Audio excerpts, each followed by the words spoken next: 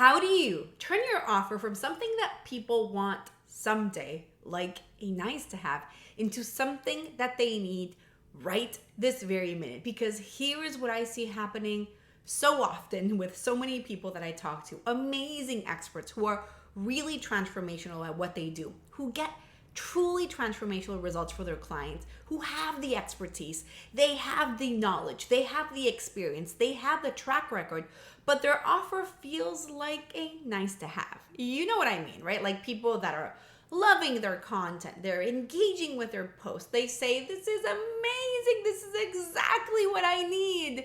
And then I'll be back to work with you ready when I have money, when the time is right, when whatever happens needs to happen, right?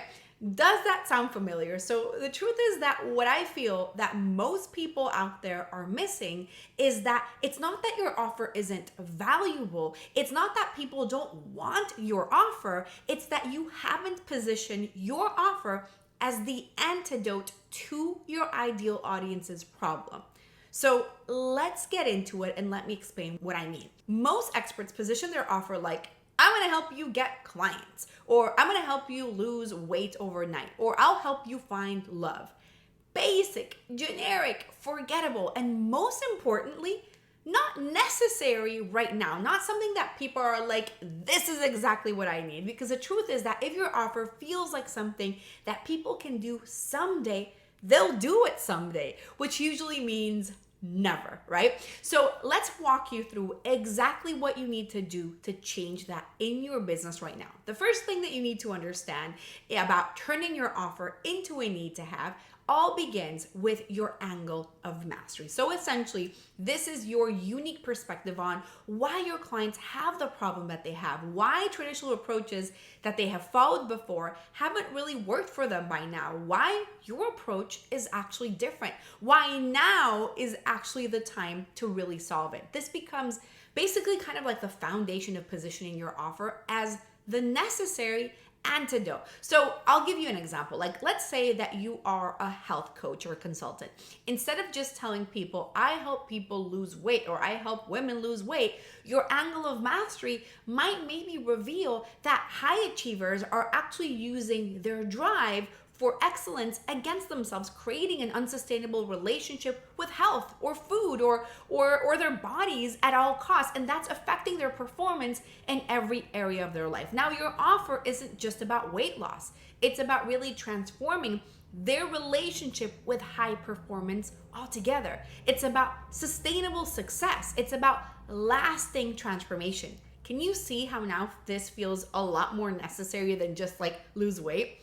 Secondly, you need to make your outcomes crystal clear. Even if what you do is really intangible, the results that you offer your audience need to feel tangible. And a lot of experts really struggle with this. They say things like, I'm going to help you reach your potential. I'm going to help you support your transformation, or I'm going to help you with breakthrough, results or limitations or whatever. And these things are really vague and unclear. And again, not a need to have. Instead, you need to get very specific about what changes in your audience's life when they work with you. What becomes easier? What problems end up disappearing?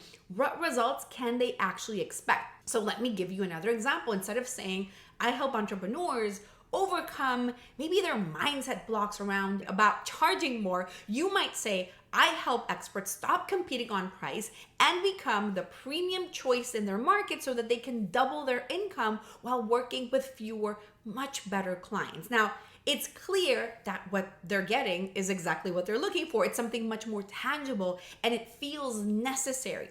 The third thing that you want to do, and this is really, really important, is that you need to shift their beliefs around what the problem actually is. Like, most people think that they need to convince their audience to buy, but I don't really believe that's true when we're talking about power buyers. What you need is to help them see their problem in a completely different way. And again, that's where your angle of mastery becomes really powerful, because when you can really come in and show them through your message and through your content that why their approach that they're following right now isn't working, why they need a different solution, or why your way is actually the answer for them, or why waiting costs them even more, that's when your offer really does become kind of a need to now, like the necessary thing.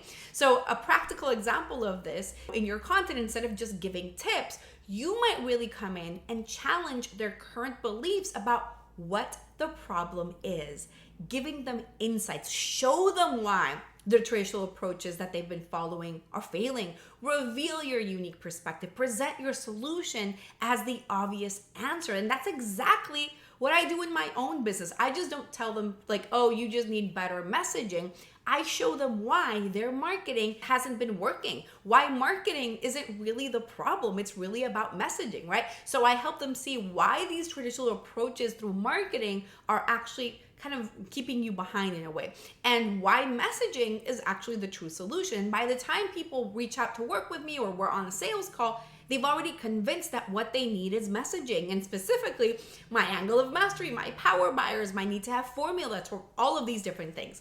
The fourth thing that you need to do is you need to create natural urgency, not through fast action discounts or limited time offers or price increases or scarcity tactics, but really through internal motivation and natural consequences, real opportunity costs, genuine timing. And so instead of talking about like how price is going to go up soon, you might help them understand why staying stuck is actually really going to cost them even more money, or the types of opportunities that they're missing because they're not investing right now, or what becomes possible when they actually solve the problem, or why solving this right now really matters. So these are really important things. The fifth thing that you need to do is make sure that your offer is the obvious next step. That means that your content has to build a case for your offer. Your messaging has to create your demand. Your positioning needs to feel premium. Your solution needs to feel necessary. When you do that right, what ends up happening is that people sell themselves into your offer. They're convincing themselves, right, that they need it, and they reach out to you ready to buy. They book calls with you ready to buy and take action.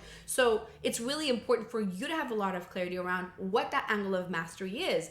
What is that unique perspective that you have? And what is it that you see that most people are actually missing? Or why is your approach actually truly different from other people?